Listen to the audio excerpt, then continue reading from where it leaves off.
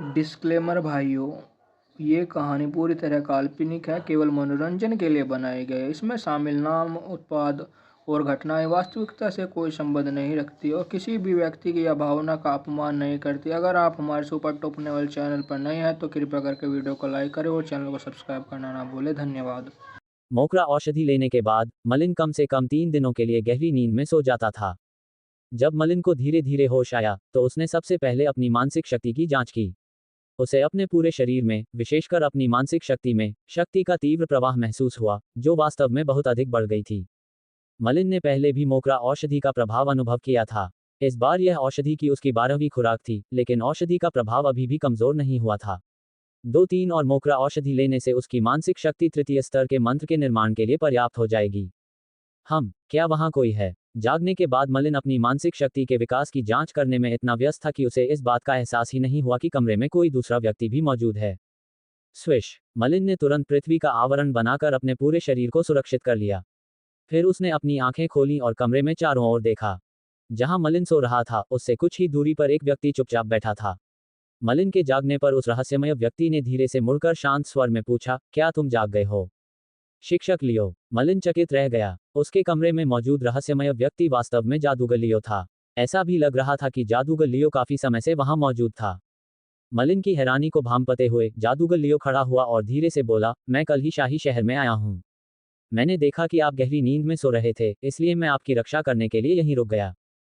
कुछ देर रुकने के बाद जादूगर लियो का चेहरा अचानक गंभीर हो गया। उन्होंने धीरे से कहा, मलिन, तुमने जो लिया है वह वही औषधि होगी जो जादूगर हॉल ने तुम्हें तुम्हारी मानसिक शक्ति बढ़ाने के लिए दी थी। मैंने भी उस औषधि के बारे में सुना है। मुझे लगा कि उनके कई वर्षों के प्रयोगों के बाद ये औषधि भी कुछ हद तक असरदार होगी। लेकिन एक चिंता की बात यह है कि औषधि लेने के बाद तुम्हें गहरी नींद आ जाती है और यह बहुत खतरनाक है। कारण चाहे जो भी हो, तुम्हें इस तरह की अनजान जगह पर ऐसा जोखिम कभी नहीं उठाना चाहिए। जादूगर लियो को पहले ही अंदाजा हो गया था कि मलिन विजार्ड हॉल द्वारा दी गई औषधि ले रहा है। आखिरकार टावर में विजार्ड हॉल की हर गतिविधि पर जादूगर लियो की पैनी नजर रहती थी। जाहिर है, मलिन भी खतरे से वाकिफ था। सौभाग्य से कमरे में जिस अजनबी को उसने पहले देखा था वह जादूगर लियो था। वरना अगर कोई बुरे इरादों वाला व्यक्ति चुपके से अंदर आ जाता तो मलिन का भाग्य भला नहीं होता। ये सोचकर मलिन थोड़ा डर गया। उसने बस सिर हिलाकर जवाब दिया, मैं भविष्य में ऐसे जोखिम नहीं उठाऊंगा। शिक्षक लियो, मेरी सुरक्षा करने के लिए धन्यवाद। ठीक है, शिक्षक लियो, क्या आप 8वें राजकुमार द्वारा रखी गई शर्तों से सहमत हैं? मलिन को लगा कि इस बार जादूगर लियो का आना 8वें राजकुमार से ईश्वर का आंसू छीनने के लिए था। हालांकि 8वां राजकुमार इसे आसानी से नहीं देने वाला था। साथ ही 8वें राजकुमार को अपने सबसे बड़े दुश्मन चौथे राजकुमार को हराने के लिए जादूगर लियो की मदद की भी जरूरत थी। जादूगर लियो ने सिर हिलाया और कहा, मैंने 8वें राजकुमार की शर्तों पर पहले ही सहमति दे दी है। मैं कुछ समय के लिए शाही शहर में रुकूंगा ताकि 8वें राजकुमार को चौथे राजकुमार के खतरे से निपटने में मदद कर सकूं। ऐसा प्रतीत होता था कि ईश्वर का आंसू जादूगर लियो के लिए वास्तव में महत्वपूर्ण था। अन्यथा जादूगर लियो 8वें राजकुमार द्वारा निर्धारित शर्तों से सहमत नहीं होता। मलिन ने ईश्वर के आंसू की कार्यप्रणाली के बारे में और अधिक जानकारी नहीं जुटाई। आखिरकार इसमें जादूगर लियो की अंधकार में आंख का रहस्य शामिल था। ठीक है, मलिन, अगर तुम औषधि लेना जारी रखना चाहते हो तो मुझे कोई आपत्ति नहीं है। मैं आंगन में बने दूसरे घर में रहूंगा। तुम्हें कोई परेशान नहीं कर पाएगा। विजार्ड लियो के बोलने के बाद उसने दरवाजा खोला और आंगन में स्थित दूसरे घर की ओर चला गया। मन ही मन मलिन भी आभारी था। उसे अपनी मानसिक शक्ति बढ़ाने और तीसरे स्तर का पृथ्वी प्रकार का मंत्र बनाने के लिए कम से कम 2 और मोकरा औषधि लेने की जरूरत थी।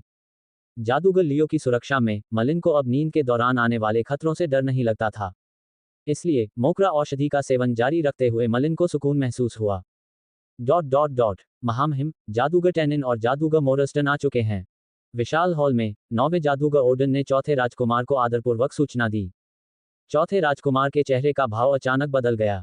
फिर वह मुस्कुराया और बोला, अच्छा, जल्दी करो और दोनों जादूगरों को अंदर बुलाओ। कुछ ही देर में जादूगर ओडन हवेली के बाहर से 2 मंत्र जादूगरों को अंदर लेकर आया। उन दोनों ने अपने सिर पर एक बड़ा लबादा ओढ़ा हुआ था और नीले रंग के जादूगरों के वस्त्र पहने हुए थे। दोनों जादूगरों के हॉल में पहुंचने के बाद उन्होंने धीरे से अपने सिर पर से चौड़ा लबादा उतार दिया। चौथे राजकुमार ने जब दोनों जादूगरों के चेहरे देखे तो वह गहरी सांस लेने से खुद को रोक नहीं पाया। खुद को जानकार और शांत स्वभाव का बताने का उसका दावा धराशायी हो गया। जो चेहरा पहले मुस्कुराहटों से भरा था अब वह सख्त हो गया था। दोनों जादूगरों के चेहरे पीले पड़ गए थे। उनके चेहरों पर सफ़ेद रूसी की एक परत जमी हुई थी, जो लगातार झड़ रही थी और देखने में बेहद घिनौनी लग रही थी। इसके अलावा चावल के दानों के आकार के पीले रंग के घने मांस के थैले भी थे। ये छोटे मांस के थैले समय समय पर फट जाते थे और उनमें से पीला तरल पदार्थ रिसता था। ऐसे भयंकर और डरावने दृश्यों को देखकर चौथे राजकुमार का चेहरा सिकुड़ गया। फिर भी उसने अपने पेट में हो रही बेचैनी को दबाते हुए मुस्कुराते हुए कहा, मेरे महल में आपका स्वागत है। हे, मोटे ताजे जादूगर ने चौथे राजकुमार की ओर देखा और मुस्कुराया। महाराज, चौथे राजकुमार, हम दोनों 1000 मील का सफर सिर्फ शाही शहर की समृद्धि देखने के लिए नहीं तय करके आए हैं। जल्दी बताइए, आप कब आना चाहते हैं? हम शाही शहर में ज्यादा देर नहीं रुकना चाहते। यहाँ का घुटन भरा माहौल हमें बहुत बेचैन कर रहा है। इस मोटे ताजे जादूगर ने अपना सिर उठाया और छत की ओर देखा। उसकी निगाहें मानो मोटी छत को भेद कर आकाश की ओर जा रही थीं। चौथे राजकुमार ने स्वाभाविक रूप से उसका अर्थ समझ लिया। ये ब्लैक मून टॉवर को केंद्र में रखकर स्थापित किए गए रूनिक मैजिक सर्कल की आभा थी। शाही शहर में प्रवेश करने वाला हर जादूगर उस दमनकारी शक्ति को महसूस करता था। ऐसा लगता था मानो किसी भी क्षण उनके सिर पर विनाशकारी शक्ति टूट पड़ेगी। इसलिए कोई भी सहज महसूस नहीं करता था, विशेषकर अधिक शक्तिशाली जादूगर, क्योंकि वे निरंतर खतरे की भावना को सहन नहीं कर पाते थे। जादूगर मोरस्टन, इस बार हालात बदल गए हैं। पहले तो मेरे उस भोले भाले छोटे भाई के पास कोई शक्तिशाली सहयोगी नहीं था। लेकिन मुझे पता चला है कि मेरे प्यारे छोटे भाई ने हाल ही में एक शक्तिशाली जादूगर को अपने साथ मिला लिया है। इसलिए मुझे डर है कि इस बार हालात काफी मुश्किल होने वाले हैं। चौथे राजकुमार ने हिचकिचाते हुए कहा, हम शक्तिशाली जादूगर? हे महाराज, मुझे और बताइए। महाराज द्वारा शक्तिशाली माने जाने के लिए ये व्यक्ति निश्चित रूप से असाधारण होना चाहिए। मोटे ताजे जादूगर मोरस्टन ने आंखें सिकोड़कर चौथे राजकुमार की ओर देखा। चौथे राजकुमार ने गरिमापूर्ण भाव से सिर हिलाया। बिल्कुल सही, ये जादूगर वाकई असाधारण है। मुझे लगता है कि आप दोनों जादूगरों ने डार्क मैजिक क्षेत्र के एक जादूगर लियो के बारे में सुना होगा। लियो, वही लियो जो डार्क मैजिक रीजन में रहता है और जिसके पास डार्कनेस आई है। वही जिसने 7वें स्तर के जादूगर ओसियस का लगातार पीछा किया था। विजार्ड मोरस्टन की तिरछी आंखों में अचानक एक अवर्णनीय भाव उभर आया। हाँ, मेरे उस मूर्ख छोटे भाई ने जादूगर लियो की सेवाएं लेने में कामयाबी हासिल कर ली। ये सुनकर कि यह जादूगर लियो है, मोटे ताजे जादूगर मोरस्टन हंसने लगे। उनके चेहरे उत्साह से भर गए। हा, इस लियो के पास डार्कनेस आई है। छी, यह कोई साधारण पेंडोरा दानव की क्षमता नहीं है। उसके जैसा मामूली छठे स्तर का जादूगर डार्कनेस आई की असली शक्ति का उपयोग कैसे कर सकता है? महाराज, चौथे राजकुमार, जल्दी कीजिए और जल्द से जल्द व्यवस्था कीजिए। इस बार तो आप भी हमें लियो से निपटने से नहीं रोक पाएंगे। दोनों जादूगरों ने जादूगर लियो की डार्कनेस आई में दिलचस्पी दिखाना शुरू कर दिया। उन्होंने अपने चेहरों पर देख रही लालच भरी नजरों को छुपाने की कोशिश भी नहीं की। हालांकि यही तो चौथे राजकुमार का मकसद था। उनके चेहरे पर मुस्कान थी और उन्होंने कहा, चूंकि तुम दोनों लियो से निपटने के लिए बेताब हो, तो 10 दिनों में महाराज शाही परिवार को एक साथ शिकार पर जाने का निमंत्रण देंगे। यही हमारा मौका है। 10 दिन, ये भी ठीक है, लेकिन मुझे उम्मीद है कि 10 दिनों के बाद, जब हम लियो को मार देंगे और महाराज को 8वें राजकुमार को हराने में मदद करेंगे, तो महाराज हमें वे चीजें प्रदान करेंगे जिनका हमसे पहले वादा किया गया था। जादूगर मोरस्टन ने धूर्त मुस्कान के साथ चौथे राजकुमार की ओर देखा। चौथे राजकुमार के होंठों के किनारे हल्के से फड़क उठे। धमकी भरे लहजे में दिख रहे जादूगर मोरस्टन का सामना करते हुए वह केवल उन्हें दृढ़ता से आश्वस्त कर सका। चिंता मत करो, मैंने तुम दोनों से जो वादा किया था वह मैंने बहुत पहले ही तैयार कर लिया है। विजार्ड मोरस्टन ने सिर हिलाया और विजार्ड टैनिन को, जो पूरे समय एक शब्द भी नहीं बोला था, शाम के लिए आराम करने के लिए ले गया। चौथे राजकुमार ने विजार्ड मोरस्टन और विजार्ड टैनिन के विदा होते हुए स्वरूपों को देखा। उनकी आंखों में धीरे धीरे शीतलता का भाव भी झलकने लगा। 6 दिन बाद, जब मलिन गहरी नींद से जागा तो उसने मानसिक शक्ति का एक प्रबल प्रवाह महसूस किया। इस प्रकार उसके चेहरे पर संतुष्टि की झलक दिखाई दी। 6 दिनों के भीतर उसने 2 और मोकरा औषधि पी ली। मूल रूप से ली गई 28 औषधियों में से अब केवल 14 ही बची थीं। हालांकि इसका असर साफ तौर पर दिखाई दे रहा था। उसकी मानसिक शक्ति में काफी सुधार हो चुका था। अब तो तीसरे स्तर का एक और मंत्र रचने में भी कोई दिक्कत नहीं होगी। तीसरे स्तर का पृथ्वी प्रकार का मंत्र बनाने का समय आ गया है। मलिन लगातार मोकरा औषधि का सेवन कर रहा था ताकि वह अपनी मानसिक शक्ति को बढ़ा सके और तीसरे भवन के निर्माण में तेजी ला सके। पृथ्वी प्रकार का मंत्र ऐसा इसलिए किया गया ताकि 8वें राजकुमार और चौथे राजकुमार के बीच होने वाले आगामी युद्ध में वह अपनी रक्षा कर सके। इसके बाद मलिन ने 8वें राजकुमार द्वारा पहले दिए गए कुछ तृतीय स्तरीय मंत्र निकाले। उनमें से एक तृतीय स्तरीय पृथ्वी प्रकार का मंत्र था जिसे परिपूर्ण कवच कहा जाता था। एक बार प्रयोग करने पर बड़ी संख्या में पृथ्वी तत्व शरीर की सतह पर कवच का निर्माण कर लेते थे। ऐसा दावा किया जाता था कि यह पूर्ण सुरक्षा प्रदान करता है। जब तक प्रहार की शक्ति छठे स्तर के मंत्र से अधिक न हो, तब तक ये कवच लंबे समय तक बना रह सकता था। परफेक्ट आर्मर की सुरक्षा के कारण शक्तिशाली छठे स्तर के मंत्र के लिए भी इसे भेदना लगभग असंभव होगा। केवल एक ऐसी शक्ति जो छठे स्तर के मंत्र से कहीं अधिक शक्तिशाली हो, या फिर सातवें स्तर के मंत्र के बराबर की शक्ति या पेंडोरा डेमन एबिलिटी ही परफेक्ट आर्मर को भेद सकती है। ऐसा प्रतीत होता है कि परफेक्ट आर्मर डार्क मैजिक क्षेत्र में भी नहीं पाया जा सकता। केवल ब्लैक मून शाही परिवार और कुछ ही बड़े जादूगर संगठनों के पास यह मंत्र है। मलिन ने ध्यानपूर्वक याद किया। उस समय उसने डार्क मैजिक रीजन के रिसोर्स टावर में कुछ तृतीय स्तरीय मंत्रों की खोज भी की थी, लेकिन उसे परफेक्ट आर्मर नहीं मिला था। एक ऐसा मंत्र जो डार्क मैजिक रीजन के पास भी नहीं था, लेकिन आठवें राजकुमार ने मलिन को इतनी स्वतंत्र रूप से दे दिया। इससे स्पष्ट रूप से आठवें राजकुमार की ईमानदारी साबित हुई। मैट्रिक्स, परफेक्ट आर्मर के स्पेल मॉडल का पुनर्मूल्यांकन करो। मलिन ने गहरी सांस ली और तुरंत मैट्रिक्स को सक्रिय कर दिया। परफेक्ट आर्मर जैसे शक्तिशाली तृतीय स्तरीय पृथ्वी प्रकार के मंत्र के साथ उसके पास अब और संकोच करने का कोई कारण नहीं था। उसने तुरंत मंत्र मॉडल का निर्माण शुरू कर दिया। वर्तमान में आठवें राजकुमार के महल के हॉल में कई जादूगर मौजूद थे। ऐसा प्रतीत होता था कि यह आठवें राजकुमार द्वारा एकत्रित की जा सकने वाली सबसे बड़ी सेना थी। ये सभी जादूगर गंभीर दिख रहे थे। उनके चेहरे पर अत्यंत गरिमापूर्ण भाव थे। आठवें राजकुमार ने मेज पर धीरे से अपनी उंगलियां थपथपाईं। उनकी निगाहें वहां मौजूद कई जादूगरों पर घूमी। फिर उन्होंने धीमी आवाज में कहा, मेरे लोगों, मुझे अभी अभी खबर मिली है कि दो जादूगर टैनिन और जादूगर मोरस्टन चौथे राजकुमार के महल में आ गए हैं। ये खबर सुनकर हॉल में मौजूद कुछ जादूगरों के चेहरे पर अवर्णनीय भाव दिखाई दिए। जाहिर तौर पर वे इन दोनों जादूगरों से परिचित थे। मुझे विश्वास ही नहीं हो रहा कि ये सच में वही दो बूढ़े राक्षस टैनिन और मोरस्टन हैं। ये दोनों कम से कम 300 साल के होंगे। धिक्कार है, इन्होंने कभी किसी जादूगरों के संगठन में शामिल नहीं हुए, यहाँ तक कि जादूगरों के कुलों में भी नहीं, बिना किसी लगाव के अपना जीवन व्यतीत किया है। ये निर्दयी प्राणी हैं। एक बार तो इन्होंने एक मामूली से झगड़े के कारण 5 जादूगरों के कुलों का सफाया कर दिया था। हजारों लोगों वाले जादूगरों के कुल सभी मारे गए। कई जादूगर इन दोनों जादूगरों की कुख्याति से वाकिफ थे। इसके अलावा वे 8वें स्तर के जादूगर थे। वे शक्तिशाली थे, किसी से लगाव नहीं रखते थे और बेहद क्रूर थे। कोई भी सामान्य जादूगरों का संगठन इन दोनों जादूगरों को भर्ती करने की कोशिश नहीं करता। अब ये जानकर आश्चर्य हुआ कि चौथे राजकुमार ने वास्तव में उन्हें भर्ती करने में कामयाबी हासिल कर ली थी। भीड़ की प्रतिक्रिया देखकर आठवें राजकुमार का चेहरा थोड़ा उतर गया। उन्होंने आगे कहा, इससे भी बुरी खबर है। चौथे राजकुमार ने कुछ ही दिनों में हम पर हमला करने की तैयारी कर ली है, ठीक उसी समय जब महाराज शाही परिवार के सभी सदस्यों को शिकार यात्रा के लिए इकट्ठा करेंगे। धमाका! ये खबर एक भयंकर बिजली की तरह थी, जिसने कई जादूगरों के चेहरों को पीला कर दिया। इनमें से कुछ जादूगरों ने विभिन्न लाभों के लिए स्वेच्छा से आठवें राजकुमार के प्रति निष्ठा की शपथ ली थी, जबकि अन्य को आठवें राजकुमार द्वारा अपनाए गए विभिन्न तरीकों से उसके अधीन सेवा करने के लिए मजबूर किया गया था। हालांकि वे सभी जानते थे कि चौथे और आठवें राजकुमार के बीच अंतिम टकराव अपरिहार्य था, लेकिन उन्हें इतनी जल्दी इसके घटित होने की उम्मीद नहीं थी। हालांकि चौथे राजकुमार के नजरिए से देखें तो हमला करने का सबसे सही समय कुछ ही दिनों में था। अपने अधीन कुछ महान जादूगरों के अलावा चौथे राजकुमार ने 2 8वें स्तर के मंत्र प्रवर्तक टैनिन और मोरस्टन भी प्राप्त कर लिए थे। इसलिए फिलहाल ऐसा लग रहा था कि चौथा राजकुमार अपनी शक्ति के चरम पर था।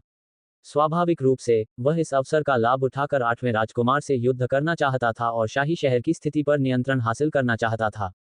आखिरकार आठवें राजकुमार के अलावा सिंहासन के लिए उनके एकमात्र अन्य प्रतिद्वंद्वी 9वें राजकुमार और 13वें राजकुमार थे, जो दोनों ही शाही शहर से बहुत दूर थे।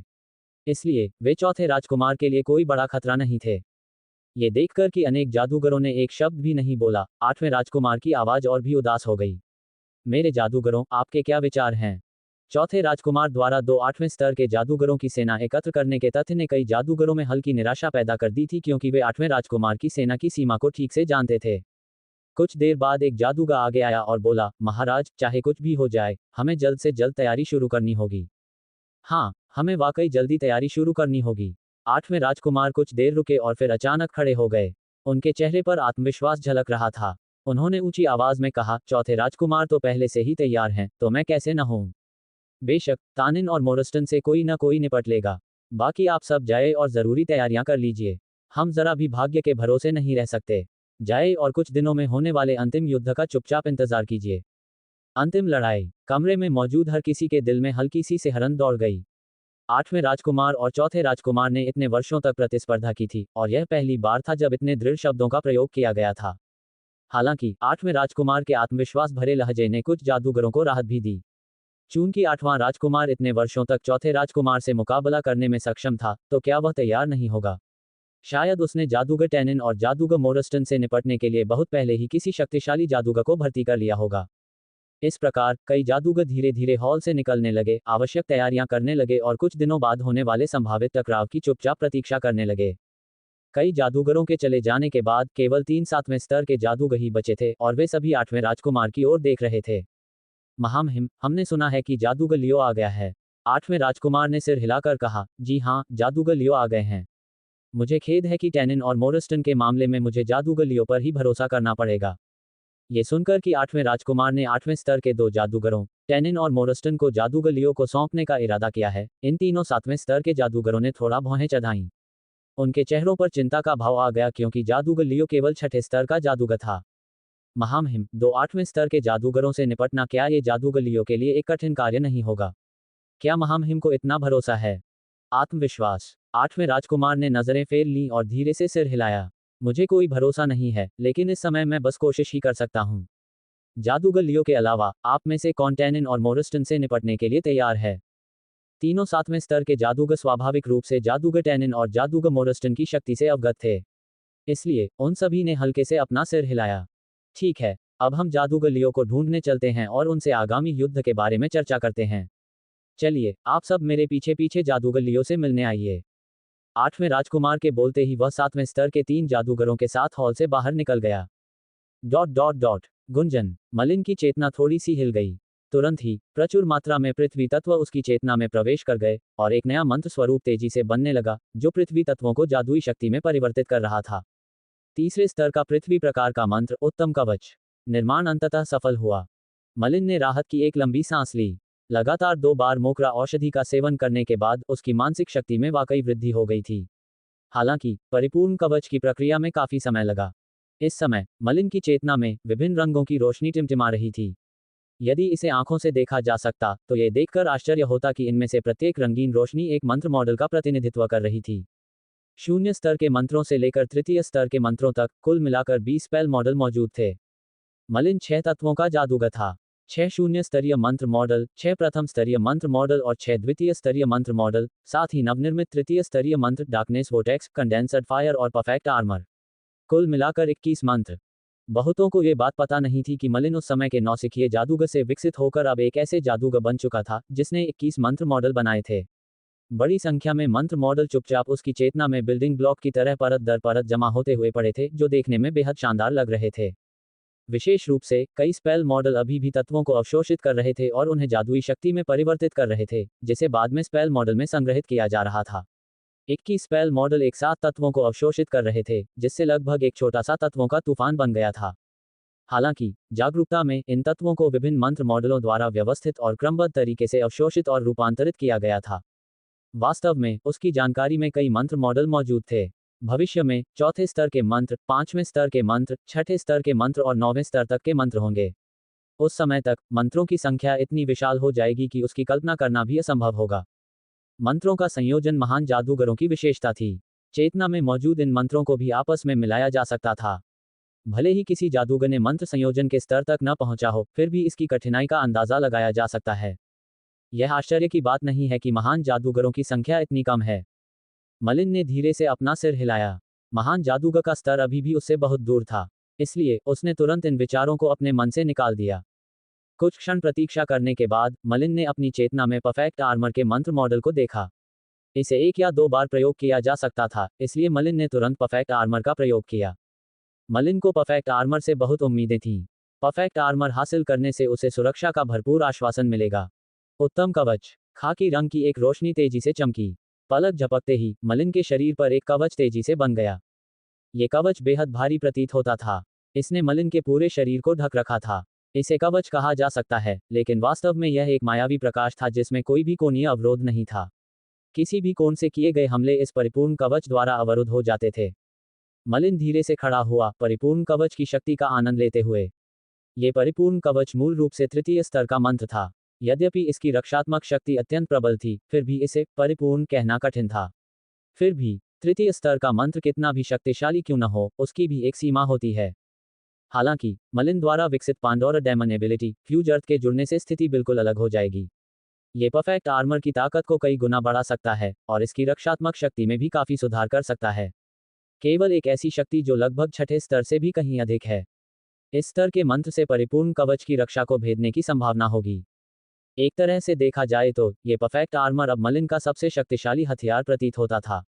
7वें स्तर से नीचे की किसी भी शक्ति के लिए उसे नुकसान पहुंचाने की संभावना लगभग न के बराबर थी।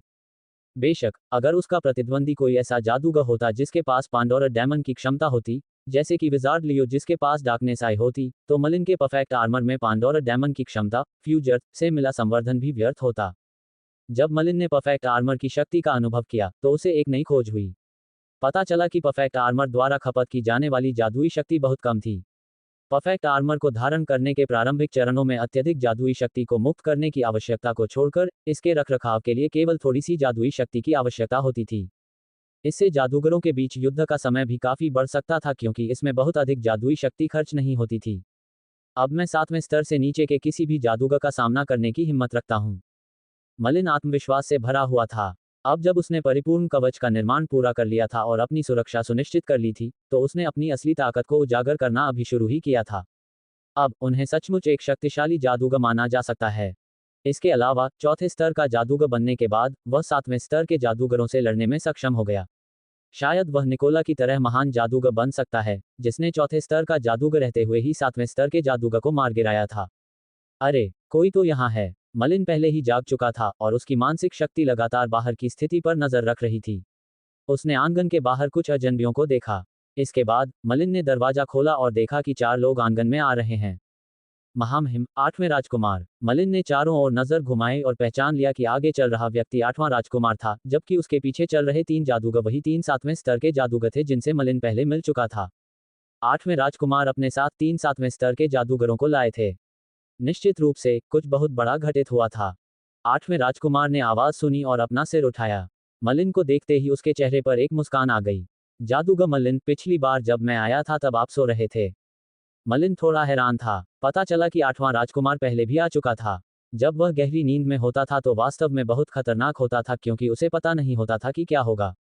8वें राजकुमार ने मलिन की हैरानी को भांप लिया और आगे बोला, पिछली बार मैं जादूगर लियो के साथ आया था। अच्छा, जादूगर लियो कहाँ है? मलिन को राहत महसूस हुई। फिर भी उसने मन ही मन ठान लिया कि भविष्य में वह किसी अपरिचित वातावरण में मोकरा औषधि का सेवन कभी नहीं करेगा, क्योंकि यह बहुत जोखिम भरा था। इस बार तो वह भाग्यशाली था कि उसके साथ जादूगर लियो था। अगली बार शायद वह इतना भाग्यशाली न हो। महामहिम, आप जादूगर लियो से मिलने आए हैं। कृपया मेरे साथ आइए। मलिन ने 8वें राजकुमार के पीछे खड़े 3 7वें स्तर के जादूगरों पर एक नजर डाली। उनके चेहरे गंभीर थे। ऐसा लग रहा था कि सचमुच कोई बड़ी घटना घटी है। अन्यथा 8वां राजकुमार जादूगर लियो की तलाश में 3 7वें स्तर के जादूगरों को साथ नहीं लाता। कुछ ही क्षणों के बाद मलिन 8वें राजकुमार और उनके साथियों को जादूगर लियो के निवास पर ले गया। उसने धीरे से पुकारा, गुरु लियो, महाराज 8वें राजकुमार आ गए हैं। अंदर आएं। घर के अंदर से तुरंत प्रतिक्रिया आई। फिर मलिन ने सीधे दरवाजा खोल दिया और 8वें राजकुमार और अपने आदमियों के साथ अंदर चला गया। जादूगर लियो। जैसे ही वे घर में दाखिल हुए, 8वें राजकुमार ने जादूगर लियो का बदसूरत और भयानक रूप देखा, लेकिन उन्होंने अपना चेहरा गंभीर बनाए रखा। इसके बजाय उनका लहजा बहुत ही सम्मानजनक था। क्या बात है, महाराज? विजार्ड लियो के माथे पर स्थित खून से लाल खड़ी आंख थोड़ी सी खुली। वह भयावह लग रही थी। 8वें राजकुमार ने गहरी सांस ली और फिर कहा, कुछ दिनों में महाराज शाही परिवार को शिकार यात्रा के लिए इकट्ठा करेंगे। मुझे खबर मिली है कि चौथा राजकुमार उसी दिन हमला करेगा। मलिन को विश्वास नहीं हो रहा था कि वे इतनी जल्दी युद्ध करने वाले हैं, इसलिए उसका दिल थोड़ा कांप उठा। 8वें राजकुमार के शांत स्वर से धोखा नहीं खाना चाहिए।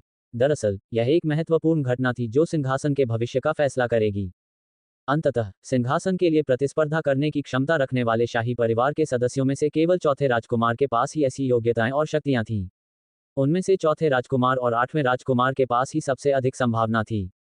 कुछ देर बाद जादूगर लियो अचानक बोला, मुझे किससे निपटना होगा? जादूगर लियो ने 8वें राजकुमार की इस बार की यात्रा का उद्देश्य पहले ही भांप लिया था, इसलिए उसने सीधे ही पूछ लिया। 8वें राजकुमार ने एक पल के लिए हिचकिचाते हुए फिर गंभीर स्वर में कहा, चौथे राजकुमार ने 2 8वें स्तर के जादूगरों टैनिन और मोरस्टन को भर्ती किया है।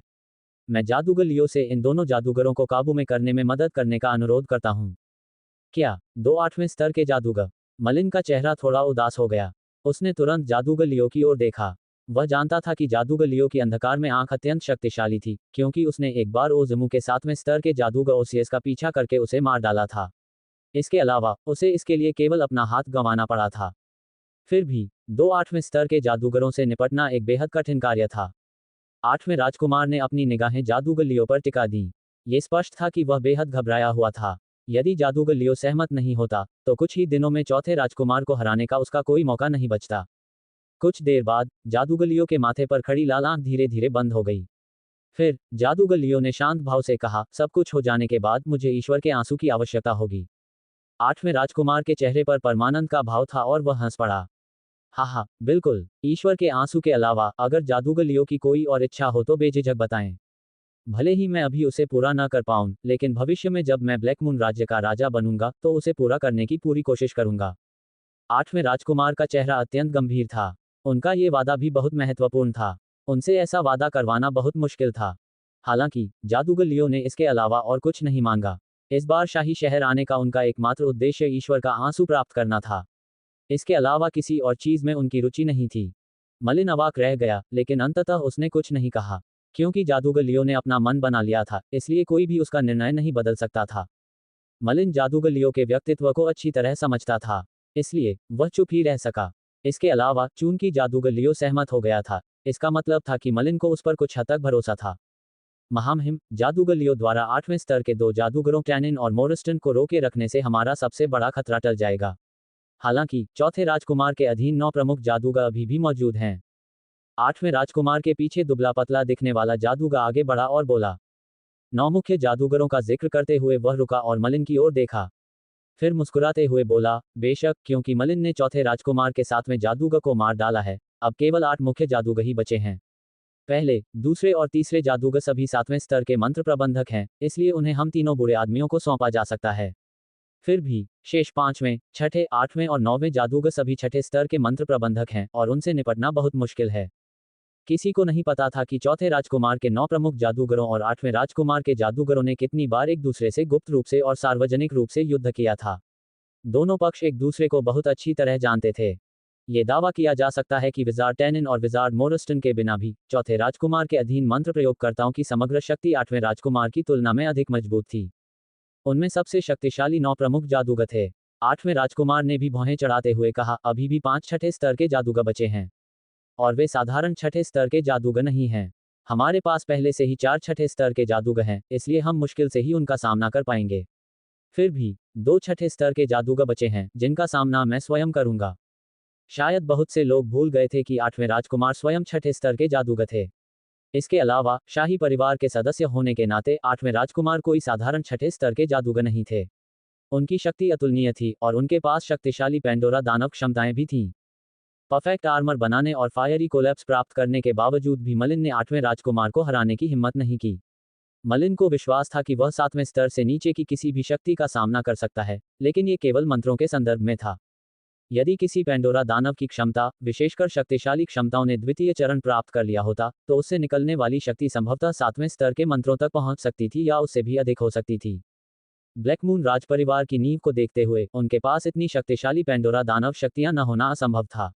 यदि 8वें राजकुमार ने भी ऐसी पेंडोरा दानव शक्तियां प्राप्त कर ली होती, तो मलिन का परिपूर्ण कवच भी उसका सामना नहीं कर पाता। इसलिए यदि स्वयं 8वां राजकुमार युद्ध के लिए बाहर आ जाए, तो 2 छठे स्तर के जादूगरों की तो बात ही छोड़िए, 3 या 4 जादूगर भी उसे कोई परेशानी नहीं पहुंचा पाएंगे। महामहिम, आपका प्रतिद्वंदी चौथा राजकुमार है। यदि आप इस युद्ध में शामिल होते हैं, तो चौथे राजकुमार से कौन निपटेगा? 8वें राजकुमार के पीछे खड़े 7वें स्तर के जादूगरों ने असहाय होकर सिर हिलाया। 8वें राजकुमार की शक्ति वास्तव में बहुत अधिक थी, लेकिन चौथा राजकुमार भी उससे कम शक्तिशाली नहीं था। मुझे चौथे राजकुमार के अधीन चौथे और 5वें जादूगरों से मुकाबला करने दो। जब सब लोग हताश हो चुके थे, तब अचानक मलिन ने शांत भाव से बात की। विजार्ड मलिन, क्या आप चौथे और 5वें विजार्ड से निपटने वाले हैं? वे सभी छठे स्तर के सर्वोच्च जादूगर हैं और उनके पास हर तरह की चालें हैं। हालांकि उन्होंने पेंडोरा दानव शक्तियों का अभ्यास नहीं किया है, फिर भी उनसे निपटना बहुत मुश्किल है। वे 7वें विजार्ड से भी अधिक शक्तिशाली हैं। 8वें राजकुमार ने मलिन को संदेह भरी निगाहों से देखा। उनके शब्दों का छिपा हुआ संदेश ये था कि उन्हें इस बात पर बहुत कम भरोसा था कि मलिन चौथे और 5वें जादूगरों का सामना कर पाएगा। हालांकि मलिन ने आत्मविश्वास भरी मुस्कान के साथ उत्तर दिया, महामहिम, कृपया निश्चिंत रहें कि मुझमें शिष्टाचार की भावना है। हालांकि सब कुछ व्यवस्थित हो जाने के बाद मैं आपसे विनम्रतापूर्वक निवेदन करता हूं कि कृपया मुझे शाही परिवार के मंत्र पुस्तकालय में प्रवेश की शीघ्र व्यवस्था करें ताकि मैं वहां के मंत्रों को देख सकूं। बिना किसी विशेष कारण के मलिन स्वाभाविक रूप से चौथे और पांचवें जादूगरों, इन दो शक्तिशाली छठे स्तर के मंत्र प्रवर्तकों की भारी जिम्मेदारी अपने कंधों पर लेने की पहल नहीं करेगा। उसका उद्देश्य मंत्र पुस्तकालय में जल्द से जल्द प्रवेश करना था। आठवें राजकुमार ने अपना चेहरा एकदम सीधा कर लिया। फिर उसने दांत पीसते हुए मानो कोई फैसला कर लिया हो। उसने भारी स्वर में कहा, चिंता मत करो जादूगर मलिन। जब हमारा काम पूरा हो जाएगा तो मैं तुम्हारे लिए मंत्र पुस्तकालय में प्रवेश करने का रास्ता ढूंढ लूंगा। कुछ ही दिनों में चौथे राजकुमार के खिलाफ निर्णायक युद्ध जीतने के लिए आठवें राजकुमार को किसी बात की परवाह नहीं थी। जब तक वह जीत की संभावना बढ़ा सकता था, उसे भारी कीमत चुकाने की भी कोई चिंता नहीं थी। इसके बाद आठवां राजकुमार तीनों जादूगरों के साथ प्रांगण से चला गया। महामहिम, क्या आपको सच में लगता है कि जादूगर लियोटेनिन और मोरिस्टन को संभाल सकता है? हालांकि वे अभी अभी आंगन से निकले ही थे कि आठवें राजकुमार के पीछे खड़े सातवें स्तर के जादूगर ने पहले ही अधीरता से पूछ लिया था। आठवें राजकुमार के कदमों की गति धीरे धीरे कम हो गई। उन्होंने धीरे से अपना सिर हिलाया और कहा, चाहे हो या न हो। नहीं, वो उन्हें संभाल सकता है, यही हमारा एकमात्र विकल्प है। चलो, बस कुछ ही दिन बचे हैं। हमें अभी भी ठीक से तैयारी करनी होगी ताकि कोई गलती ना हो। तीनों सातवें स्तर के जादूगरों ने एक दूसरे की ओर देखा। वे असहाय होकर आठवें राजकुमार के पीछे पीछे उस स्थान से चले गए। Dot dot dot. बसंत की हल्की बूंदाबांदी रुकने का नाम नहीं ले रही थी। इन कुछ दिनों में शाही शहर के क्षितिज पर उदास और बरसाती मौसम छाया हुआ था। हवा में नमी और चिपचिपाहट का एहसास था जो बेहद अप्रिय था। सड़कें अभी भी काफी फिसलन भरी थीं। फिर भी भोर होते ही शाही शहर, विशेषकर महल, चहल पहल से भर उठा। वहां भारी भीड़ थी। कई नौकरानियां और पहरेदार व्यस्त दिखाई दे रहे थे। आज शाही परिवार की वार्षिक शिकार यात्रा का दिन था। इस दौरान शाही शहर के सभी कुलीन, राजकुमार और राजकुमारियां महल से कुछ ही दूरी पर स्थित जंगल में शिकार करने जाते थे, जिसे किंग्सवुड के नाम से भी जाना जाता है। इसका महत्व इसलिए था क्योंकि महाराज स्वयं आकर इसे देखते थे। उस समय तक यदि कोई राजकुमार, राजकुमारी या कुलीन व्यक्ति शिकार में विजयी होता तो उसे उदार पुरस्कार दिया जाता था। इसलिए कई कुलीन व्यक्तियों या राजकुमारों और राजकुमारियों ने पहले ही अपनी तैयारियां शुरू कर दी थीं। सौभाग्यवश आज मौसम सुहाना लग रहा था। पूरा शाही शहर गर्म धूप में नहाया हुआ था। हवा में नमी भी गायब हो गई थी। उसकी जगह हल्की सी गर्मी महसूस हो रही थी। जादूगर मलिन, महामहिम आठवें राजकुमार ने आपको बुलाया है। अचानक घर के बाहर पहरेदारों की आवाज सुनाई दी। मलिन ने धीरे धीरे अपनी आंखें खोलीं। पिछले कुछ दिनों से वह अपने ज्ञान में मौजूद तृतीय स्तर के कई मंत्रों के लिए मानसिक शक्ति एकत्रित करने हेतु मौलिक क्रिस्टल पत्थरों का उपयोग कर रहा था। उसने ऐसा इसलिए किया ताकि वह पर्याप्त रूप से तैयार हो सके। समय पूर्ण हुआ। मलिन को अपने दिल में एक अजीब सी हलचल महसूस हुई। फिर वह धीरे धीरे उठा। जब उसने दरवाजा खोला तो बाहर चांदी के कवच में एक रक्षक खड़ा था। मलिन को देखते ही उसने आदरपूर्वक उसका अभिवादन किया। जिस तरह से आगे, मलिन ने शांत भाव से आदेश दिया। वह जानता था कि आठवें राजकुमार और चौथे राजकुमार के बीच टकराव का समय आ गया है। दोनों राजकुमार वर्षों से एक दूसरे के प्रतिद्वंद्वी रहे थे। आज अंततः विजेता का फैसला होना था। पूरे राज्य पर सत्ता के शिखर पर आसीन होने के लिए कौन अधिक योग्य होगा। शाही परिवार के सदस्य होने के नाते ये नियति ही थी। हम अचानक शांत आकाश में एक भयंकर तूफान आ गया। यह इतना तेज था कि समझ से परे था। जब यह आकाश से गुजरा तो इसने नीचे के जंगलों को भी तहस नहस कर दिया। कुछ दुर्भाग्यशाली जंगली जानवर भी हवा के तेज झोंके से उड़कर आकाश में चले गए और बिना किसी निशान के गायब हो गए। धमाका। फिर तूफान सीधे नीचे जंगल में जा गिरा, जिससे एक धीमी सी आवाज आई। पहले घना रहा किंग्सवुड जंगल हवा के झोंके से तुरंत चकनाचूर हो गया। अचानक जंगल में एक अपेक्षाकृत खाली मैदान दिखाई दिया। खुले मैदान के ठीक बीचों बीच धुएं और धूल से भरी हवा में से धीरे धीरे एक आकृति उभरी। ये व्यक्ति कुछ अव्यवस्थित सा लग रहा था क्योंकि वह धीरे धीरे अपने पैरों को जमीन से उठा रहा था। धिक्कार है, मेरी मानसिक शक्ति इतनी जल्दी खत्म हो गई। हे भगवान, इतनी मेहनत से जमा की गई मानसिक शक्ति यूं ही खत्म हो गई। उस मलिन को धिक्कार है, उसकी हिम्मत कैसे हुई मुझसे 4 दिनों के भीतर शाही शहर पहुंचने की मांग करने की। 4 दिन इतना कम समय है कि मैं अपनी यात्रा को तेज करने के लिए केवल फ्लैश विंड का ही इस्तेमाल कर सकता हूं। मैंने इतनी मेहनत से जो मौलिक क्रिस्टल पत्थर जमा किए थे, वे अब पूरी तरह से खत्म हो गए हैं। जादूगर बम्मू धुएं से बाहर निकलते हुए लगातार बड़बड़ाता रहा। ताजी हवा के लिए हौंफते हुए उसकी छाती लयबद्ध तरीके से ऊपर नीचे हो रही थी। कुछ दिन पहले ही उसे मलिन से एक संदेश मिला था। यह एक आदेश था जो सीधे दास अनुबंध के माध्यम से भेजा गया था, जिसमें जादूगर बम्मू को 4 दिनों के भीतर शाही शहर पहुंचने की मांग की गई थी। जादूगर बम्मू मूल रूप से विल्सन महल में था, जहां वह बड़ी सहजता से अपनी जादुई शक्ति पुनः प्राप्त कर रहा था। निकोला के जहाज पर मलिन का गुलाम बनने के बाद से उसे अपनी जादुई शक्ति को पुनः प्राप्त करने का कभी अवसर नहीं मिला था। उसे विल्सन महल में बसने का दुर्लभ अवसर मिला था, इसलिए स्वाभाविक रूप से वह अपनी सारी ऊर्जा जादुई शक्ति को पुनः प्राप्त करने पर केंद्रित करना चाहता था। वहां का सुखदायक वातावरण उसके लिए एक अतिरिक्त लाभ था। उसे कभी यह ख्याल भी नहीं आया था कि अच्छे दिन इतनी जल्दी खत्म हो जाएंगे। भले ही वह 7वें स्तर का जादूगर था, लेकिन साधारण उड़ने वाले मंत्रों के सहारे वह 4 दिनों के भीतर शाही शहर तक नहीं पहुंच सकता था। इसलिए जादूगर बम्मू के पास अपनी जादुई शक्ति को पूरी तरह से इस्तेमाल करके फ्लैश विंड का प्रयोग करने के अलावा कोई विकल्प नहीं था। ये खेदजनक था कि विभिन्न तरीकों से अर्जित की गई उसकी जादुई शक्ति मात्र 1 या 2 दिनों में ही समाप्त हो गई। अपनी जादुई शक्ति खो जाने के बाद जादूगर बम्मू उसे केवल मौलिक क्रिस्टल पत्थरों से ही पुनः प्राप्त कर सकता था। जब मलिन आसपास नहीं था, तब उसने अपने स्थान के आसपास घूमने वाले कुछ जादूगरों से विभिन्न तरीकों से बहुत सारे मौलिक क्रिस्टल पत्थर प्राप्त किए थे। हालांकि अब तक वे लगभग पूरी तरह से समाप्त हो चुके थे। इस प्रकार जादूगर बम्मू का हृदय असहायता से भर गया था। फिर भी वह जरा भी देरी करने की हिम्मत नहीं कर रहा था। उसने मलिन के साथ एक सेवक अनुबंध पर हस्ताक्षर किए थे, इसलिए अगर वह 4 दिनों के भीतर शाही शहर नहीं पहुंचा, तो उसे अच्छी तरह पता था कि इसके परिणाम कितने गंभीर होंगे। ये मौलिक क्रिस्टल पत्थर यूं ही खत्म हो गए। ये वाकई बहुत दुखद है। जादूगर बम्मू ने अपने चेहरे पर घृणा का भाव लिए अपनी अंगूठी से सैकड़ों मौलिक क्रिस्टल पत्थर निकाले। हर बार फिर जादूगर बम्मू ने सीधे मौलिक क्रिस्टल पत्थरों को चूर चूर कर दिया। कुछ ही क्षण बाद उसका शरीर एक अथाह गड्ढे की तरह हो गया, जिससे एक प्रचंड खिंचाव बल उत्पन्न हुआ। भन भन भन भन भन भन। ये खिंचाव बल अत्यंत भयानक था, जिससे सीटी जैसी आवाजें निकल रही थीं। आसपास के जंगल में मौजूद अनंत तत्व भी उसकी ओर खींचे चले आ रहे थे और धीरे धीरे जादूगर बम्मू के चारों ओर एक विशाल बवंडर का निर्माण कर रहे थे। स्नैप! एक धीमी सी आवाज के साथ जादूगर बम्मू ने तत्वों को अवशोषित करना बंद कर दिया। उसने आकाश की ओर देखा और बुदबुदाया, मैं अभी भी कुछ दूरी तय कर सकता हूँ।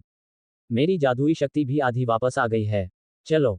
इसके बाद जादूगर बम्मू की आकृति एक बार फिर आकाश में ऊपर उठी। फिर उसका शरीर एक भयंकर तूफान से घिर गया, जो चीखता हुआ दूर की ओर उड़ गया। शाही शहर में कई जंगल थे, लेकिन सबसे बड़ा जंगल राजपरिवार का था। ये लगभग 1000 एकड़ क्षेत्र में फैला हुआ था और इसमें अनगिनत दुर्लभ और अनोखे जानवर निवास करते थे। कभी कभी राजपरिवार के कुछ सदस्य इस जंगल में शिकार करने जाते थे। फिर भी आज का अवसर विशेष था। अभी सुबह का समय था, लेकिन ये जंगल पहले से ही कई पहरेदारों से घिरा हुआ था, 3 टुकड़ियां अंदर और 3 बाहर। सभी पहरेदारों के चेहरे पर गंभीरता थी और उनसे खौफनाक आभा निकल रही थी। परिणामस्वरूप शहर के लोग उनके पास जाने की हिम्मत नहीं कर रहे थे। न सिर्फ पहरेदार, बल्कि एक जादूगर भी यह समझ सकता था कि जंगल में असीम शक्तिशाली मानसिक शक्ति मौजूद है। किंग्सवुड के पास आने वाला कोई भी व्यक्ति इस मानसिक शक्ति द्वारा पहचाना जा सकता था। छिपने की कोई जगह नहीं थी। इतनी कड़ी सुरक्षा व्यवस्था का स्वाभाविक अर्थ यही था कि यह जंगल एक अत्यंत सम्मानित व्यक्ति का स्वागत करने वाला था, जो पूरे ब्लैकमून साम्राज्य में सर्वोच्च सत्ता का धारक था। महान राजा भुट्टो 16 किंग्सवुड पहुंचने वाले थे। महाराज ने शाही शहर के सभी कुलीन व्यक्तियों और राजपरिवार के सदस्यों को इस जंगल में शिकार करने के लिए एकत्रित किया था। ब्लैकमून का साम्राज्य प्रकाश के साम्राज्य से भिन्न था। प्रकाश के साम्राज्य के शाही परिवार के पास उतनी शक्ति नहीं थी, क्योंकि वे प्रकाश के चर्च द्वारा नियंत्रित थे, जो धर्मतंत्र का प्रतिनिधित्व करता था। प्रकाश के साम्राज्य के उत्तराधिकारी को भी राजा बनने के लिए प्रकाश के चर्च की सहमति और आशीर्वाद की आवश्यकता होती थी। इसके विपरीत ब्लैकमून शाही परिवार के पास पूर्ण सत्ता थी। शाही परिवार का कोई भी सदस्य, यदि उसके पास जादूगर बनने की क्षमता हो, तो जादूगर बन सकता था। पूरा शाही परिवार अपने आप में एक विशाल जादूगर संगठन के समान था, जिसकी विरासत बेहद समृद्ध थी। उनके परिवार में कई महान जादूगर भी थे, जिन्हें महान जादूगरों के रूप में जाना जाता था। इसलिए नाम के लिए ही सही, ब्लैकमून साम्राज्य का राजा पूरे ब्लैकमून साम्राज्य का वास्तविक सर्वोच्च शासक था। एक तरह से देखा जाए तो जादूगरों के संगठन भी शाही परिवार के शासन से बच नहीं सकते थे। बेशक ये सिर्फ नामात्र का था। जादूगरों के संगठन आमनगर राज्यों से बिल्कुल अलग थे। राजपरिवार के पास सभी जादूगरों के संगठनों को अपने शासन के दायरे में लाने की क्षमता भी नहीं थी। इसलिए वे मूलतः जादूगरों के संगठनों को उनके हाल पर ही छोड़ देते थे, जब तक वे ज्यादा परेशानी पैदा नहीं करते और राजपरिवार के मूलभूत हितों का उल्लंघन नहीं करते, तब तक राजपरिवार उन पर विशेष ध्यान नहीं देता था। कुछ समय बाद, जैसे जैसे समय बीतता गया, किंग्सवुड धीरे धीरे और अधिक जीवंत होता गया। कई कुलीन लोग अपनी गाड़ियों में सवार थे, उनके हाथों में निमंत्रण पत्र थे। बाहर पहुंचकर और गार्डों की जांच पूरी होने के बाद वे किंग्सवुड में प्रवेश करते थे। राजा से निमंत्रण प्राप्त करने वाले लोग शाही नगरी में प्रभावशाली कुलीन वर्ग के सदस्य होते थे। अन्यथा वे शाही नगरी में शक्तिशाली जादूगर हो सकते थे। कुछ समय बाद कई आलीशान गाड़ियां सड़क से निकलीं और धीरे धीरे जंगल के बाहर आकर रुक गईं। कई लोग गाड़ियों से उतरे। कतार के सबसे आगे एक आकर्षक व्यक्ति था जिसका चेहरा स्वाभाविक गरिमा से भरपूर था, लेकिन साथ ही वह मिलनसार भी प्रतीत होता था। किंग्सवुड के बाहर पहरा दे रहे पहरेदार किसी भी कुलीन व्यक्ति के प्रति न तो अभिमानी थे और न ही चापलूसी करते थे, बल्कि उनके साथ उचित व्यवहार करते थे। हालांकि आमंत्रित मेहमानों को गाड़ियों से उतरते देख कुछ पहरेदार उनका स्वागत करने के लिए जल्दी से आगे बढ़ गए। उनमें से पंक्ति का नेतृत्व कर रहे रक्षक ने जमीन पर घुटने टेक दिए और आदरपूर्वक अभिवादन किया, मेरे माननीय महाराज, 8वें राजकुमार। बाद में पता चला कि इन गाड़ियों से उतरने वाले मेहमान 8वें राजकुमार के महल के कई जादूगर और रक्षक थे। 8वें राजकुमार ने धीरे से सिर हिलाया और कहा, उठो, किंग्सवुड में कितने लोग आ चुके हैं। पहरेदारों ने अपनी बात छिपाने की हिम्मत नहीं की जब उसने फुसफुसाते हुए कहा, महामहिम, किंग्सवुड में ज्यादा लोग नहीं हैं। आप शाही परिवार के पहले सदस्य हैं जो यहाँ पहुंचे हैं। ओह, लगता है मैं जल्दी आ गया, लेकिन कोई बात नहीं, हम पहले अंदर जाकर इंतजार करेंगे। अपनी बात समाप्त करने के बाद 8वें राजकुमार अपने दल के साथ सीधे जंगल में चले गए। पहरेदारों ने भी उन्हें रोकने की हिम्मत नहीं की। सभी जानते थे कि 8वें राजकुमार और चौथे राजकुमार अगले राजा बनने के सबसे योग्य उम्मीदवार थे, इसलिए कोई भी उन्हें नाराज करने की हिम्मत नहीं करता था। जंगल में चारों ओर अनोखे फूल पौधे थे जिनसे मनमोहक सुगंध निकल रही थी। ये दृश्य वसंत ऋतु की तरह उमंग से भरा हुआ था। फिर भी 8वें राजकुमार के किसी भी सैनिक को जंगल के इस रमणीय दृश्य को निहारने में कोई रुचि नहीं थी। सबके चेहरे पर तनाव था। यहाँ तक कि हमेशा आशावादी रहने वाला 8वां राजकुमार भी बेचैन लग रहा था, उसका सामान्य शांत स्वभाव गायब हो गया था। कुछ ही देर में 8वें राजकुमार अपने दल के साथ एक खाली चौक में आ गए। चौक पर पहले से ही कई कुलीन लोग बैठे हुए थे। 8वें राजकुमार को देखते ही वे सब खड़े हो गए और उन्होंने उनके प्रति सम्मान व्यक्त किया। 8वें राजकुमार ने केवल विनम्रतापूर्वक सिर हिलाकर जवाब दिया और कुछ नहीं कहा। वे सीधे चौक पर गए और बाईं ओर की पहली पंक्ति में पहली सीट पर बैठ गए। फिर उन्होंने अपनी आंखें बंद कर लीं और स्थिर बैठे रहे। 8वें राजकुमार के पीछे चलने वालों के लिए भी अलग अलग सीटें थीं। हालांकि केवल जादूगर लियो और 7वें स्तर के 3 मंत्र जादूगरों को ही अपनी अपनी सीटें मिली थीं। मलिन समेत बाकी सभी लोग पास में ही खड़े रह सकते थे।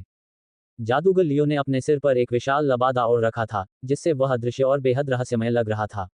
यहाँ तक कि मलिन भी महसूस कर सकता था कि चौक में मौजूद कई लोग बार बार उसकी ओर देख रहे थे।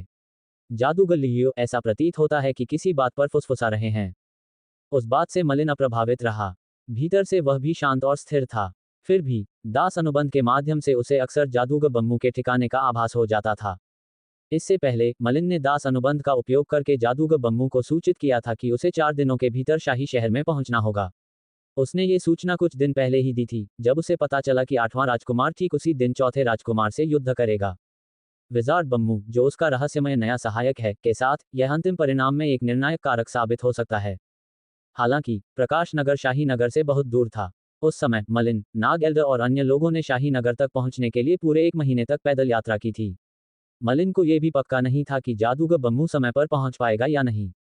इसलिए मलिन दास अनुबंध में होने वाली किसी भी हलचल पर हमेशा नजर रखता था। जैसे ही जादूगर बम्मू शाही शहर पहुंचता, मलिन को इसका आभास हो जाता। शिक्षक लियो की अंधकार में दृष्टि चाहे कितनी भी शक्तिशाली क्यों न हो, इन 2 8वें स्तर के जादूगरों से निपटना उनके लिए बहुत कठिन होगा। हालांकि जादूगर बम्मू की मदद से शायद शिक्षक लियो का कुछ बोझ कम हो सके। मलिन की योजना थी कि जादूगर बम्मू 8वें स्तर के 2 जादूगरों टेनिन और मोरस्टन में से किसी एक से निपटे। ऐसा करने से जादूगर लियो पर दबाव कम होगा और 8वें राजकुमार के जीतने की संभावना बढ़ जाएगी। मलिन को स्वाभाविक रूप से उम्मीद थी कि 8वां राजकुमार भी विजयी होगा, ताकि शाही परिवार के जादू पुस्तकालय में प्रवेश करने की उसकी इच्छा पूरी हो सके। विजार्ड बम्मू की सुरक्षा की बात करें तो मलिन को कभी इसकी चिंता नहीं थी। उसने विजार्ड बम्मू को फ्लैश विंड का अभ्यास करते हुए तीसरे चरण तक पहुंचते देखा था। फ्लैश विंड की ऐसी शक्ति के साथ बहुत कम ही ऐसे जादूगर होंगे जो विजार्ड बम्मू को मार सकते हैं। भले ही जादूगर बम्मू उतना कुशल न हो, फिर भी वह कम से कम 8वें स्तर के जादूगरों में से एक को तो काबू में कर सकता था। यही मलिन की योजना थी। फिर भी जादूगर बम्मू को एक गुप्त शक्ति के रूप में रहना था। केवल तभी प्रकट होकर जब उसकी सबसे अधिक आवश्यकता हो, वह आश्चर्यजनक प्रभाव डाल सकता था। चौथा राजकुमार आ गया है। एक पहरेदार 8वें राजकुमार के पास दौड़ा और फुसफुसाया। स्विश! 8वें राजकुमार ने अचानक अपनी आंखें खोलीं। उनकी आंखें ऊर्जा से चमक रही थीं और दूर तक देख रही थीं। पल भर में पूरा चहल पहल भरा चौक शांत हो गया। चौथे राजकुमार ने इत्मीनान से चौक में प्रवेश किया। 8वें राजकुमार के विपरीत चौथे राजकुमार के चेहरे पर एक शांत मुस्कान थी। यहाँ तक कि जब उन्होंने 8वें राजकुमार को देखा, तब भी उनके चेहरे के भाव नहीं बदले। दो रहस्यमयी जादूगर लबादा और चौथे राजकुमार के पीछे पीछे चल रहे थे। जादूगर लियो की तरह कोई भी उन दोनों रहस्यमयी आकृतियों का रूप रंग नहीं पहचान सका। फिर भी चौथे राजकुमार के पीछे और 9 प्रमुख जादूगरों के आगे चलने की क्षमता से उनकी पहचान स्पष्ट हो गई थी। टैनिन और मोरस्टन। मलिन ने धीमी आवाज में कुछ बुदबुदाया। शुरू से ही उसकी नजर उन दोनों जादूगरों पर टिकी हुई थी। 8वें स्तर के जादूगर होने के नाते और वे काफी प्रसिद्ध भी थे, वे जहां भी जाते सबका ध्यान जरूर आकर्षित करते। स्विश। अचानक मलिन को महसूस हुआ कि कोई उसे तीक्ष्ण निगाहों से देख रहा है। उस निगाहों का पीछा करते हुए उसने चौथे राजकुमार के पीछे भीड़ में एक परिचित चेहरा देखा। 9वां जादूगर ओडन। मलिन को ओडन की निगाहों में एक निर्मम, जानलेवा इरादा महसूस हुआ। फिर भी मलिन ने इस पर ध्यान नहीं दिया। उसने इसके बजाय चौथे राजकुमार की ओर देखा। 8वें राजकुमार के सबसे कड़े प्रतिद्वंद्वी के रूप में चौथे राजकुमार की शक्ल सूरत कुछ हद तक उनसे मिलती जुलती थी। फिर भी चौथा राजकुमार थोड़ा अधिक राजसी प्रतीत होता था। हालांकि उसके चेहरे पर हमेशा मुस्कान रहती थी, फिर भी वह अपने आसपास के लोगों में भय उत्पन्न करने में सक्षम था। चौथे राजकुमार सीधे दाहिनी ओर की पहली पंक्ति में गए और पहली कुर्सी पर बैठ गए। उन्होंने अपनी नज़र 8वें राजकुमार की ओर घुमाई और ठीक समय पर उनकी नज़रें मिलीं। पूरे चौक में सन्नाटा पसरा हुआ था। सब लोग चौथे राजकुमार और 8वें राजकुमार की ओर देखने लगे। दोनों की निगाहें मिलीं। हालांकि दोनों के चेहरे पर मुस्कान थी और वे शांत दिख रहे थे, लेकिन वहां मौजूद हर कोई जानता था कि शांत पानी के नीचे खतरा मंडरा रहा है। न तो चौथे राजकुमार और न ही 8वें राजकुमार ने कुछ कहा। वे चुपचाप एक दूसरे को देखते रहे। उनके पीछे मौजूद जादूगरों ने भी अपनी अपार मानसिक शक्ति का प्रदर्शन करते हुए पूरे स्थान का सावधानीपूर्वक सर्वेक्षण किया। उस क्षण पूरा चौक विभिन्न प्रकार की मानसिक शक्तियों से घिरा हुआ था। इन जादूगरों की मानसिक शक्तियां अधिकतर 7वें स्तर से ऊपर थीं, इसलिए वे अत्यंत शक्तिशाली थे। एक बार जब ये शक्तियां किसी के ऊपर से गुजरती, तो एक जादूगर को भी ऐसा लगता कि उसके शरीर पर अब कोई रहस्य नहीं बचा है, मानो सब कुछ सबके सामने उजागर हो गया हो। दोनों पक्षों का माहौल तनावपूर्ण था और सभी लोग आमने सामने की लड़ाई के लिए पूरी तरह तैयार थे। तभी जंगल के बाहर घोड़ों के खुरों की आवाज सुनाई दी। ऐसा प्रतीत हुआ कि एक बड़ी सेना आ गई है और वहां हलचल मच गई। महामहिम आ गए हैं, एक तीखी आवाज सुनाई दी। फिर चांदी के कवच पहने पहरेदारों का एक समूह तेजी से चौक में दाखिल हुआ और 2 पंक्तियों में खड़ा हो गया। उनके पीछे भूरे रंग के वस्त्र पहने जादूगरों का एक समूह था। वे लगभग 1 दर्जन थे और सीधे आकाश में उड़ गए, पूरे चौक को घेर लिया। विशाल मानसिक शक्ति बेकाबू होकर चौक में मौजूद सभी लोगों में फैल गई। इन धूसर वस्त्रधारी जादूगरों के पास असाधारण मानसिक शक्ति थी। उनके शरीर की जीवन शक्ति भी बहुत प्रबल थी क्योंकि वे सभी 7वें स्तर के जादूगर थे। ये सभी जादूगर राजा की रक्षा के लिए नियुक्त थे। वहां 1 दर्जन से अधिक 7वें स्तर के जादूगर थे। ये संख्या कुछ जादूगर संगठनों में मौजूद सभी 7वें स्तर के जादूगरों की संख्या के लगभग बराबर थी। हालांकि ये राजा के जादूगर अंगरक्षकों का मात्र एक हिस्सा थे। इससे ब्लैक मून शाही परिवार की विरासत का पर्याप्त प्रमाण मिलता था। ये सामान्य जादूगर संगठनों की तुलना से कहीं अधिक थी। ब्लैक मून राज्य की सर्वोच्च शक्ति के धारक राजा भुट्टो 16वें तभी धीरे धीरे प्रकट होंगे जब रक्षक और जादूगर ये सुनिश्चित कर लेंगे कि कोई खतरा नहीं है। कई दासियों से घिरे हुए राजा भुट्टो 16वें धीरे धीरे चौक के ऊंचे चबूतरे पर चढ़े और एक स्वर्ण सिंहासन पर पहुंचे।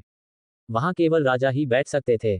सभी लोग खड़े हो गए और भुट्टो 16 को थोड़ा झुककर प्रणाम किया। भीड़ में मौजूद कई लोग जो भुट्टो 16 से पहली बार मिल रहे थे, चुपचाप राजा को ध्यान से देख रहे थे। भुट्टो 16वें की उम्र लगभग 40 वर्ष लग रही थी। उनका शरीर थोड़ा मोटा था और उनके चेहरे पर एक सौम्य मुस्कान थी, जो लोगों को बहुत ही मिलनसार महसूस करा सकती थी। दरअसल भुट्टो 16 ने 42 वर्ष की आयु में सिंहासन संभाला था। वे 25 वर्षों से राजा थे और उनकी आयु 67 वर्ष थी। हालांकि उनके जैसे जादूगर के लिए 70 वर्ष से कम आयु को बहुत कम ही माना जा सकता था। फिर भी मलिन के लिए सबसे चौंकाने वाली खोज भुट्टो 16वें पर मौजूद जीवन शक्ति थी। ऐसा प्रतीत होता था कि उसमें किसी भी प्रकार की जादूगरनी की जीवन शक्ति नहीं थी, मानो वह एक साधारण व्यक्ति हो। अगर उनमें कुछ खास था, तो वह निश्चित रूप से उनके सिर पर सजे बैंगनी सोने के मुकुट की वजह से था। ये लगभग तय था कि भुट्टो 16वें को देखने वाला हर कोई इस बैंगनी सोने के मुकुट से मंत्रमुग्ध हो जाएगा। बैंगनी सोने का मुकुट सुनहरी आभा बिखेर रहा था। ये बेहद खूबसूरत लग रहा था और इसमें एक स्वाभाविक शालीनता झलक रही थी। कोई भी इस बैंगनी सोने के मुकुट से मोहित हो जाएगा। राजाओं का मुकुट पौराणिक मोल्टा साम्राज्य के शाही परिवार के सबसे अनमोल कीमियाई खजानों में से एक। यहां तक कि एक महान जादूगर भी थोड़े समय में राजाओं के मुकुट की सुरक्षा को भेद नहीं सकता। जादूगर लियो, जिसने अब तक एक शब्द भी नहीं बोला था, अचानक बोलने लगा। उसकी आवाज बेहद धीमी और सुस्त थी। केवल उसके सबसे नजदीक खड़े कुछ ही लोग उसे सुन पाए। दरअसल यह मोल्टा साम्राज्य के शाही परिवार से विरासत में मिला एक रसायन शास्त्र का खजाना है। मलिन का दिल कांप उठा। उसे आश्चर्य हुआ कि यह चमकीला दिखने वाला बैंगनी सोने का मुकुट वास्तव में एक चौंकाने वाली उत्पत्ति का प्रतीक था। 3500 साल पहले मोल्टा साम्राज्य का काल जादूगरों का सबसे गौरवशाली युग था। पूरे विश्व के तानाशाह होने के नाते मोल्टा साम्राज्य की समृद्धि स्वाभाविक रूप से असाधारण थी। इस बीच साम्राज्य पर शासन करने वाले शाही परिवार के पास अनगिनत खजाने थे। राजाओं का यह मुकुट मोल्टा साम्राज्य के शाही परिवार की नज़र में सबसे कीमती खजानों में से एक था। इसलिए इसे अत्यंत शक्तिशाली मानना स्वाभाविक था। भले ही भुट्टो 16वें सबसे निचले स्तर के जादूगर थे, राजाओं के मुकुट के होने से वे किसी भी महान जादूगर के हमले का सामना कर सकते थे। ये राजमुकुट का सबसे शक्तिशाली प्रभाव था। परिणामस्वरूप राजमुकुट केवल ब्लैक मून राज्य के राजाओं द्वारा ही धारण किया जा सकता था। यदि भुट्टो 16वें ने पदत्याग किया तो उन्हें राजमुकुट अगले राजा को सौंपना होगा। राजमुकुट के वर्तमान धारक भुट्टो 16 भी अत्यंत शक्तिशाली थे। फिर भी मलिन को यह समझ नहीं आ रहा था कि वह भुट्टो 16 की वास्तविक जीवन शक्ति को क्यों नहीं महसूस कर पा रहा था और वह वास्तव में कितने शक्तिशाली थे। 8वें राजकुमार की आंखों में एक अजीब सी चमक आ गई जब उन्होंने भुट्टो 16वें को देखा, जो धीरे धीरे ऊंचे चबूतरे पर चढ़े और सुनहरे सिंहासन पर बैठ गए। ऊंचे चबूतरे पर रखे सुनहरे सिंहासन को निहारते हुए उनके चेहरे पर हल्की सी उत्तेजना भी झलक रही थी। उन्होंने मन ही मन बुदबुदाया, महाराज को सिंहासन पर बैठे हुए 20 साल भी नहीं हुए हैं, लेकिन उन्होंने पहले ही कई पद पार कर लिए हैं। वे 6ठे स्तर के जादूगर से 9वें स्तर के जादूगर बन गए हैं। इसके अलावा उनके पास राजाओं का मुकुट है, इसलिए अगर उन्हें किसी महान जादूगर का भी सामना करना पड़े तो वे डरेंगे नहीं। ये ब्लैक मून शाही परिवार की विरासत थी। यदि 6ठे स्तर का जादूगर चरणबद्ध तरीके से मंत्रों का निर्माण करता तो 9वें स्तर का जादूगर बनने में कम से कम कई दशक या यहाँ तक की सदियां लग जाती। हालांकि यदि कोई राजा बन जाता तो उसकी शक्ति इतनी तेजी से बढ़ती कि आम लोग इसकी कल्पना भी नहीं कर सकते थे। ऐसा इसलिए था क्योंकि राजा अपने शाही परिवार की अपार विरासत और राजा होने की सर्वोच्च शक्ति पर भरोसा कर सकता था। इसलिए ये समझना मुश्किल नहीं होगा कि चौथे राजकुमार, 8वें राजकुमार और शाही परिवार के अन्य सदस्य सिंहासन के लिए प्रतिस्पर्धा क्यों कर रहे थे। उनमें से जिस किसी में भी थोड़ी सी भी महत्वाकांक्षा होती, वह सिंहासन पर बैठने के बाद मिलने वाले खजाने के अवसर को निश्चित रूप से हाथ से जाने नहीं देता। राजा बनने के फायदे इतने अधिक थे कि राजपरिवार का कौन सा सदस्य इससे आकर्षित नहीं होता। 8वें राजकुमार के अलावा उनके सामने बैठे चौथे राजकुमार ने भी भुट्टो 16वें को देखा। उनकी आंखों में भी एक उत्सुकता झलक रही थी। लगभग 4-5 वर्षों में भुट्टो 16वें गद्दी त्याग देंगे। तब तक राजपरिवार के सदस्यों में से सर्वश्रेष्ठ को नया राजा चुना जाएगा। सभी लोग कृपया बैठ जाएं। भुट्टो 16 के बैठने के बाद उन्होंने धीरे धीरे बोलते हुए अपने दोनों हाथों को थोड़ा नीचे दबाया। चौक के दोनों ओर मौजूद भीड़ एक एक करके बैठ गई। 8वें राजकुमार के चेहरे पर फिर से वही शांत भाव लौट आया था। महामहिम 8वें राजकुमार, वह भी बैठे ही थे कि राजसी पोशाक पहने एक महिला बगीचे से बाहर निकली। उन्होंने सफेद रंग की पोछा लगाने वाली पोशाक पहनी हुई थी और उनके चारों ओर कई दासियां थीं। भुट्टो 16वें को प्रणाम करने के बाद वह सीधे 8वें राजकुमार के पास चली गईं। 8वें राजकुमार ने भी हल्की सी मुस्कान बिखेरी। राजकुमारी चाइने, आप देर से आई हैं। भव्यता से भरपूर यह सुंदर और आकर्षक महिला एक शाही राजकुमारी थी। राजकुमारी चाइने 8वें राजकुमार के बगल में बैठ गईं। इसके बाद उन्होंने अपने सामने बैठे चौथे राजकुमार की ओर देखा, उनकी निगाहों में एक गरिमापूर्ण भाव झलक रहा था। उन्होंने धीरे से कहा, महाराज, 8वें राजकुमार, आज आपको चौथे राजकुमार से सावधान रहना होगा। राजकुमारी चाइने 8वें राजकुमार के करीब होने के कारण उनके खेमे में प्रतीत होती थी। वास्तव में पूरा शाही परिवार कई गुटों में बंट गया था। हालांकि चौथे राजकुमार के पक्ष में पहले से ही कई राजकुमारियां या कुलीन महिलाएं थीं, जबकि 8वें राजकुमार के पक्ष में केवल राजकुमारी चाइने ही थीं। ये भी स्पष्ट था कि चौथे राजकुमार की सेना 8वें राजकुमार की सेना से कहीं अधिक बड़ी थी। शाही परिवार के सदस्य या कुलीन वर्ग के लोग स्वाभाविक रूप से चौथे राजकुमार को ही चुनते, क्योंकि सिंहासन पर बैठने की उनकी संभावना अधिक प्रतीत होती थी। राजकुमारी चाइने की सलाह पर 8वें राजकुमार ने सिर हिलाकर सहमति जताई, लेकिन उन्हें इसकी कोई परवाह नहीं थी। उन्होंने राजकुमारी चाइने की ओर मुस्कुराते हुए कहा, चिंता मत करो, इस बार मैंने पर्याप्त तैयारी कर ली है। राजकुमारी चाइने 8वें राजकुमार की योजना को समझ गई प्रतीत हुई। उसने अपना सिर घुमाया और लियो और मलिन दोनों को हल्का सा इशारा किया। शाही परिवार का वार्षिक शिकार कार्यक्रम कोई साधारण शिकार आयोजन नहीं था, बल्कि शिकार शुरू होने से पहले एक भव्य समारोह आयोजित करना अनिवार्य था। इस भव्य समारोह की अध्यक्षता स्वयं राजा को करनी थी। ये प्रक्रिया बहुत जटिल थी और कई जादूगर इससे ऊब गए थे, जिसके कारण उनके चेहरे पर ऊबने के भाव दिखाई देने लगे थे। मलिन भी अपवाद नहीं था। उसे इन बोझिल अनुष्ठानों में कोई दिलचस्पी नहीं थी, इसलिए उसने आराम करने के लिए अपनी आंखें बंद कर लीं। हम अचानक मलिन ने देखा कि उसने जादूगर बम्मू के साथ जिस दास्ता अनुबंध पर हस्ताक्षर किए थे, वह थोड़ा कांप रहा था। क्या बम्मू यहाँ है? मलिन बहुत खुश था। हालांकि उसने जादूगर बम्मू को 4 दिनों में आने का सख्त आदेश दिया था, लेकिन उसे वास्तव